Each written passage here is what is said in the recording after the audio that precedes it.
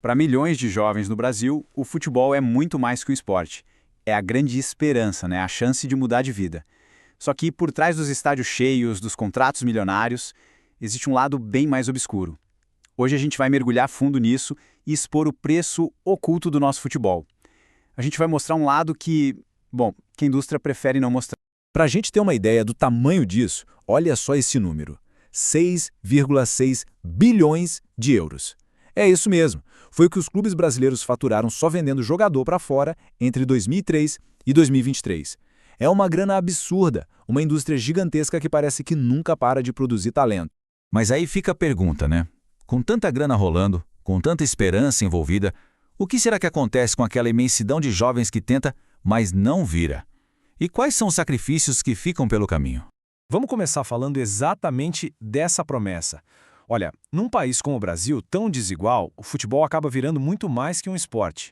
Para muita gente, é a principal, às vezes a única, chance de subir na vida. Então, não é só um jogo, sabe? Vira um projeto da família inteira. Uma aposta de todo mundo num futuro diferente. A família toda sacrificando tempo, dinheiro, colocando toda a esperança no sucesso daquele garoto. E aquele jovem vira mais que um filho, ele vira a salvação. Com tudo isso em jogo, a pergunta que fica ali em cada campinho de terra, em cada peneira é: qual a chance real de dar certo? Todo mundo conhece as histórias de quem conseguiu, mas e a estatística? Qual a probabilidade desse sonho virar realidade? E a resposta é bem chocante: menos de 1%. É isso mesmo. Os estudos apontam que menos de 1% dos meninos que entram nas escolinhas, que vão para as peneiras, de fato conseguem virar jogador profissional. É uma peneira literalmente brutal. A imensa maioria fica pelo caminho, é descartado. E claro, com um funil tão apertado assim, abre-se espaço para exploração. Vamos entender agora como tem gente se aproveitando desse sonho, cobrando taxas que são ilegais, só para dar uma chance para o garoto ser visto. E o curioso é que a lei no Brasil é bem clara sobre isso. A gente tem a Lei Pelé, né? E ela diz com todas as letras que a formação de um atleta tem que ser de graça. Ou seja, cobrar por teste, por peneira, por treinamento é ilegal. Simples assim. A lei está lá para proteger essa garotada.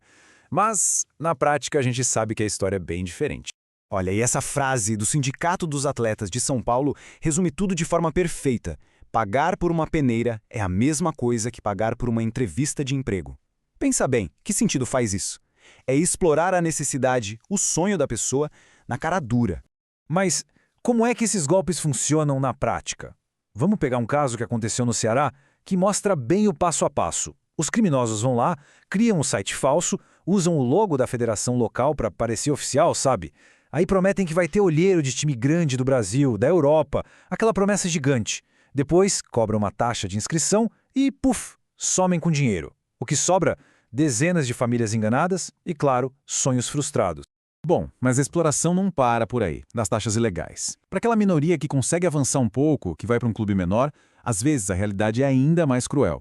Agora a gente vai falar dos alojamentos. É ali que muitos sonhos acabam sendo mantidos em condições, insalubres, para dizer o mínimo.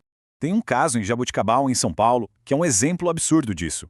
A promessa, o que os jovens viam no Instagram, eram fotos de um CT moderno, alojamento de primeira, mas a realidade era outra. Eram 21 jovens amontoados em 2 apartamentos minúsculos. Tinha gente dormindo no chão, e um dos apartamentos nem luz tinha. Imagina só, um pesadelo. E, infelizmente, esse não é um caso isolado. Lá na Francana, também em São Paulo, a situação era parecida. Colocaram 35 jogadores numa casa que cabia 15. Era tanta gente que tinha jogador dormindo na cozinha, na sala, e a comida totalmente inadequada. Tem relato de atleta que a refeição antes do jogo era um prato de arroz, só isso. É como disse o Mauro Costa, do Sindicato dos Atletas, um atleta não pode viver assim. Aí o que acontece? A torcida vê que o cara não tá rendendo em campo e fala: tá fazendo o corpo mole. E não é nada disso. A verdade é que o atleta não tem a menor condição, nem física nem mental, para fazer o trabalho dele. O torcedor na arquibancada corneta, mas não faz ideia do que tá por trás. Ok, agora vamos dar um passo atrás para entender o quadro geral. Porque essa exploração toda não acontece por acaso. Ela faz parte de um sistema, de uma estrutura econômica global, onde o Brasil tem um papel muito bem definido.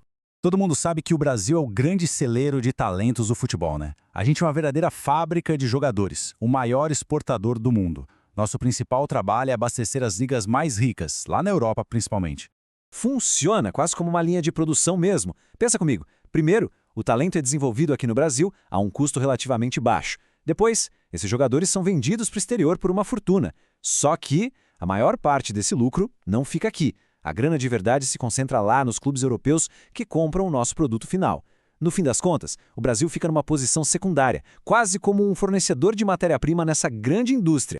E aí a gente chega na questão principal de tudo isso. Qual é o custo humano por trás dessa máquina de fazer dinheiro que é o futebol global?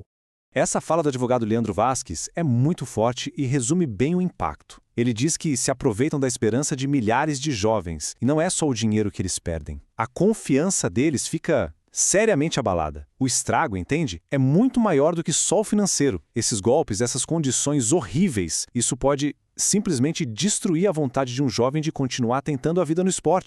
Quando a gente junta todas essas peças, fica impossível não questionar a ética desse sistema. É um sistema que movimenta bilhões, que gera lucros absurdos, mas que lá na sua base, na sua fundação, permite que a esperança de jovens e de famílias inteiras sejam explorada dessa forma tão cruel. Então, para fechar, a reflexão que fica é essa. Será que o nosso jogo bonito, que apaixona tanta gente no mundo todo, não está sendo construído em cima de uma base bem feia? Uma base que é profundamente injusta e, em muitos casos, até desumana? A resposta para isso talvez seja tão complicada quanto desconfortável de admitir.